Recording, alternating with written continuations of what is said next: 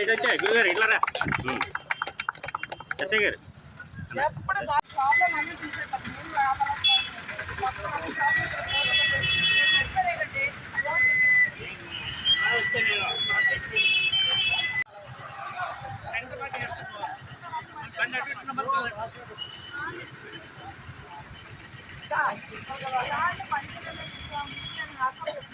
నిజంగా నేను అన్నాను కాదు నేను మాది ఎలా దాంట్లో చాలా మంచి ఒక్కరు చెప్పండి ఇక్కడ ఎవరు మంచిగా కాదని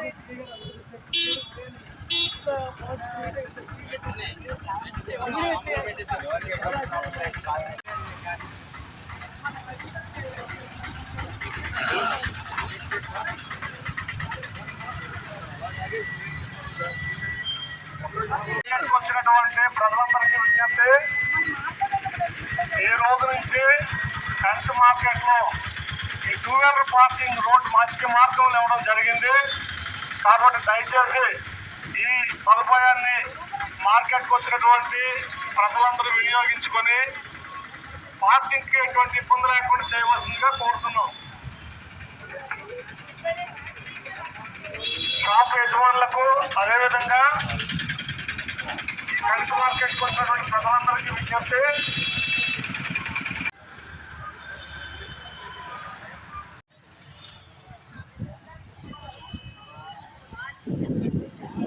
షాప్ యజమానులు కూడా కేసు నమోదు చేయడం జరుగుతుంది. కాబట్టి రోడ్డు ఇన్ఫార్మర్ వాటికి మాత్రం ఎటువంటి పార్కింగ్ ఉండడానికి వీల్లేదు.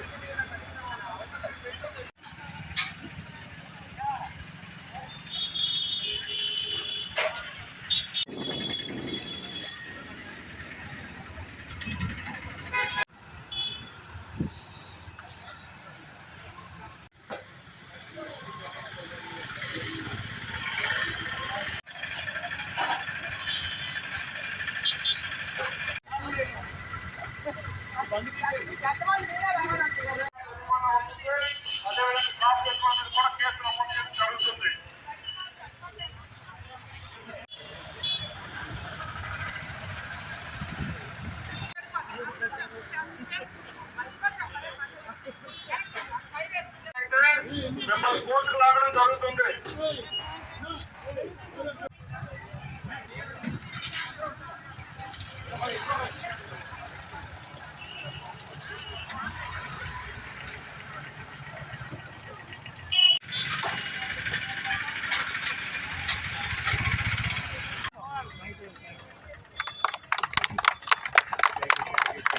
ఎక్కడన్నా అయ్యా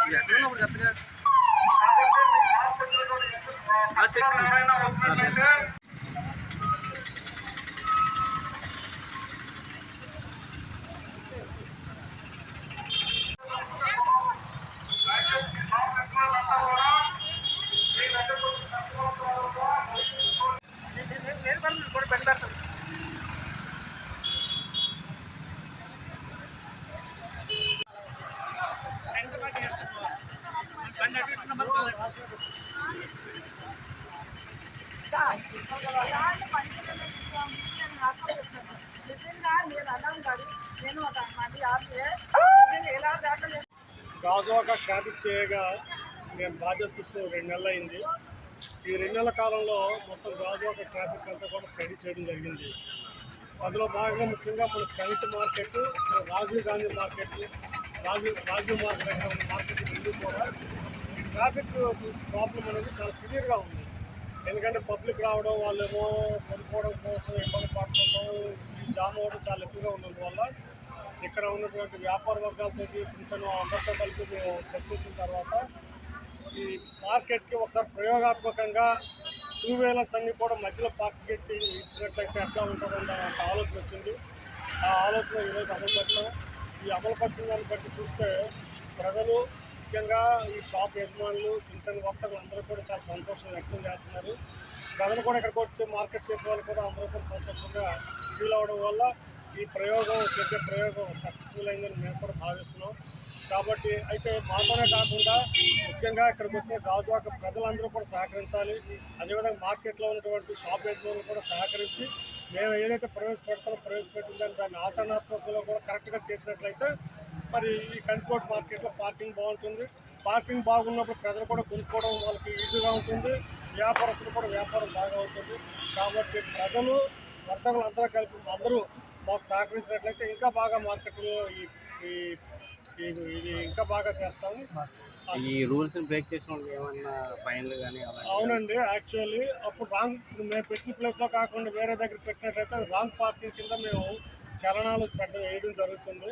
అప్పుడు ఈ మధ్యలో కాకుండా రోడ్డు పక్కనే పార్కింగ్ చేస్తున్నటువంటి ఈ వెహికల్ ఓనర్స్కి అందరికీ మేము ఫైన్ 1500 రూపాయలు ఫైన్ వేయడం జరుగుతుంది.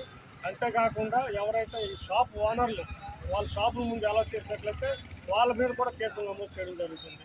కాబట్టి షాప్ యజమానులు తప్పనిసరిగా మాకు సహకరించాలి.